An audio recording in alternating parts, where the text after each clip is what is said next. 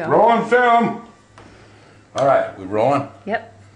I'm going to start with a preliminary wash, and I don't care about how fussy I am because wherever liquid mask it is, it's going to come out white, and wherever it isn't, I want plenty of pigment. So this is a 1.5 inch sable brush. These are real hard to find. This is 20-30 years old, and I know for a fact that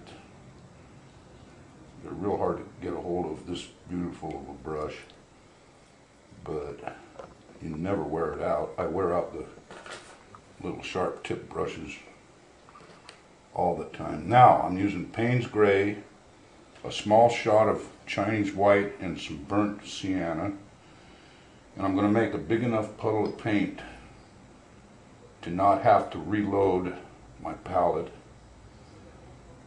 halfway through. Now I'm going to start with the sky, and I'm going to get just kind of loose here. My palette is a white porcelain china plate, and I keep it in the same position all the time, where like brown's here, gray's here, purple, blue, everything's in the same order each time I use it.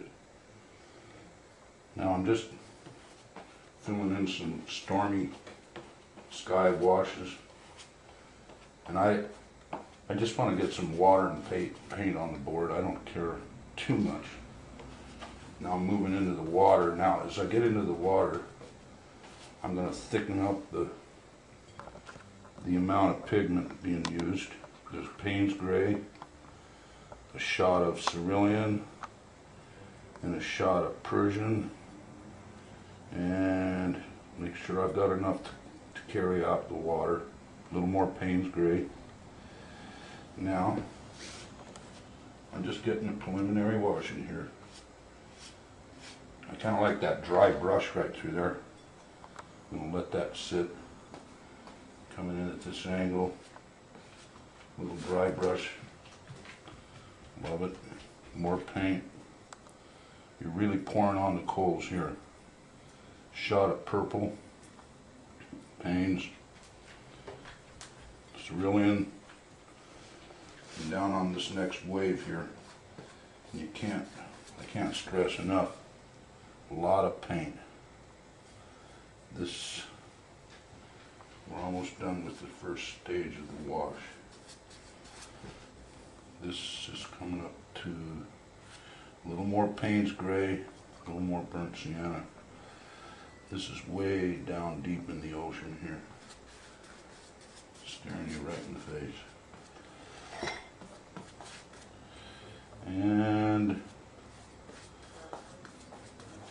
at this point, I could do the smoke coming out of the stack as the sheen on the paper starts to dry, or I can hold off on it, do one more wash with some storm clouds, and at that point execute the smokestack.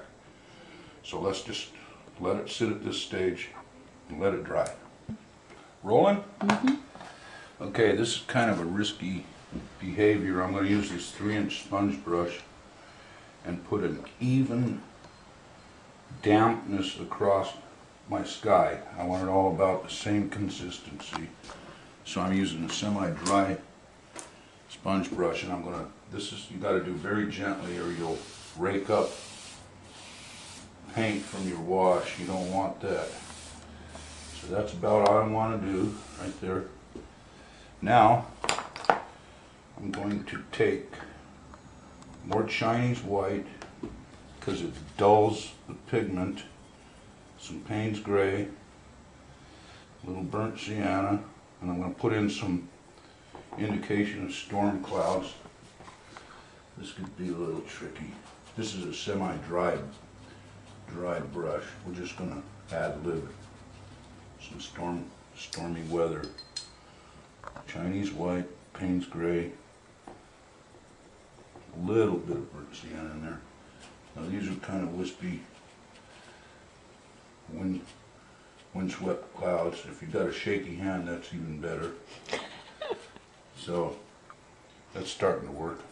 I don't know if it'll pick up on the camera because it's a real thin wash. A little more Chinese white, a little more Payne's gray, and a little more burnt sienna. A little more. These are storm clouds washed in. Don't make them all the same.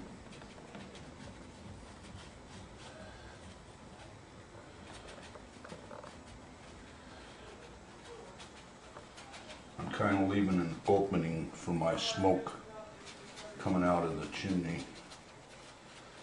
I'm not painting the clouds behind it because I want a consistency.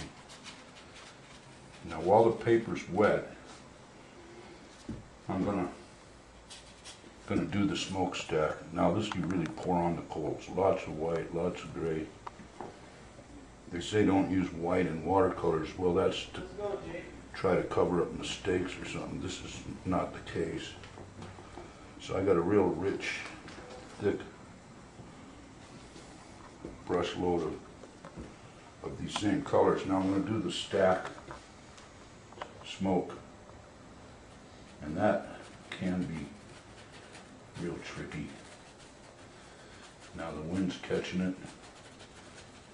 This is an old steam tug. Ooh, I like that. Another puff.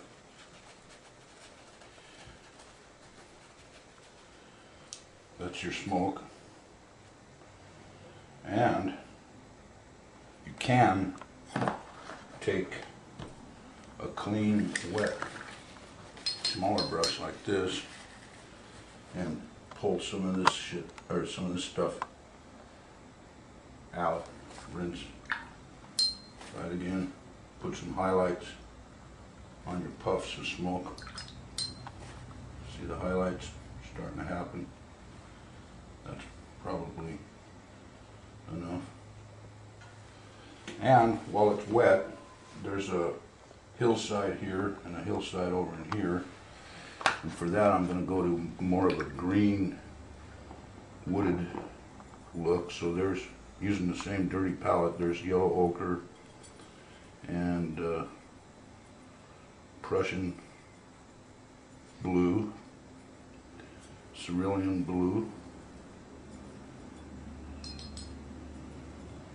a little more blue, Prussian cerulean blue combined with yellow ochre and Payne's gray and Chinese white. Now, with a fairly dry brush, here's your hillside, and you push upward to make the treetops.